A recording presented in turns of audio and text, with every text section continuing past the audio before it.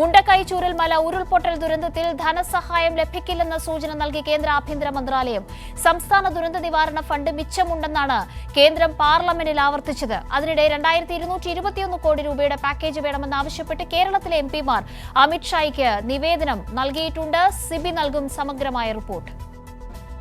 കാവ്യ, മുഖ്യമന്ത്രി പിണറായി വിജയൻ ഈ ശീതകാല സമ്മേളനത്തിന് മുന്നോടിയായി കേരളത്തിലെ എല്ലാ എംപിമാരെയും വിളിച്ചു ചേർക്കുകയും വയനാട് ദുരന്തം പാർലമെന്റിൽ ശക്തമായി രാഷ്ട്രീയ ഭേദമന്യേ ഉന്നയിക്കണമെന്ന ആവശ്യം മുന്നോട്ട് വെച്ചിരുന്നു. എന്നാലും ഇതിന് പിന്നാലെയാണ് ഇന്നിപ്പോൾ കേരളത്തിലെ എല്ലാ എംപിമാരും, ഇടത് വലത് എംപിമാർ 24 എംപിമാർ ഒപ്പിട്ട ഒരു നിവേദനം കേന്ദ്ര ആഭ്യന്തരമന്ത്രി അമിത്ഷായ്ക്ക് നേരിട്ട് നൽകിയത്. ഇതിൽ പ്രധാനമായും ആവശ്യപ്പെടുന്നത് ഈ വയനാട് ദുരന്തത്തെ ഒരു അതിതീവ്ര വിഭാഗത്തിൽ ഉൾപ്പെടുത്തണം, 2221 കോടി രൂപയുടെ പാക്കേജ് അനുവദിക്കണം എന്നൊരാവശ്യമാണ് ഈ നിവേദനത്തിൽ എംപിമാർ ആവശ്യപ്പെട്ടത്. എന്തായാലും ആഭ്യന്തരമന്ത്രി അമിത്ഷാ ഇതിൽ പോസിറ്റീവായ ഒരു മറുപടി പറഞ്ഞു എന്ന് നമുക്ക് പറയാൻ കഴിയില്ല.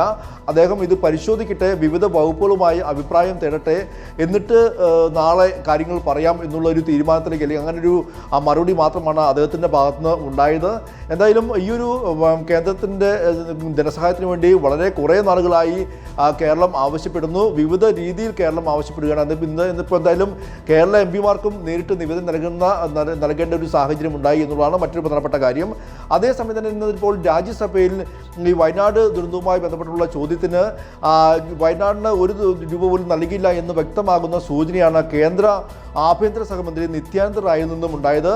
അദ്ദേഹം പറഞ്ഞത് 153 കോടി രൂപ സംസ്ഥാന ദുരന്ത നിവാരണ ഫണ്ടിലേക്ക് നൽകിയിട്ടുണ്ട്.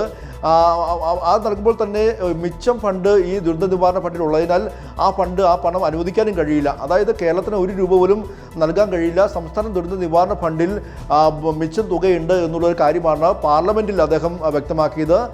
നേരത്തെ ഹൈക്കോടതിയിലും ഇതേ സത്യവാങ്മൂലമായിരുന്നു കേന്ദ്രം സമർപ്പിച്ചത്. എന്തായാലും ഹൈക്കോടതി നൽകിയ സത്യവാങ്മൂലം പാർലമെന്റിലും ആവർത്തിച്ചോടെ കേരളത്തിന് ഇത്തരത്തിലൊരു വലിയ വയനാടിന് കേന്ദ്ര സഹായം നൽകില്ല എന്ന വ്യക്തമായ സൂചനയാണ് കേന്ദ്രം ഇന്ന് പാർലമെന്റിൽ ആവർത്തിച്ചത്. കാവ്യ, അങ്ങനെ ഒരു വ്യക്തമായ സൂചന ഇപ്പോൾ ആ വാക്കുകളിൽ നിന്ന് ലഭിക്കുന്നുണ്ട് എങ്കിൽ കൂടിയും വലിയ തോതിൽ നിവേദനമടക്കം നൽകിക്കൊണ്ട് ശ്രമങ്ങൾ തുടരുകയാണ് കേരളം. ഇനിയെങ്കിലും കേന്ദ്രം അർഹിക്കുന്ന ധനസഹായം കൈമാറണം എന്നാവശ്യപ്പെട്ടുകൊണ്ട്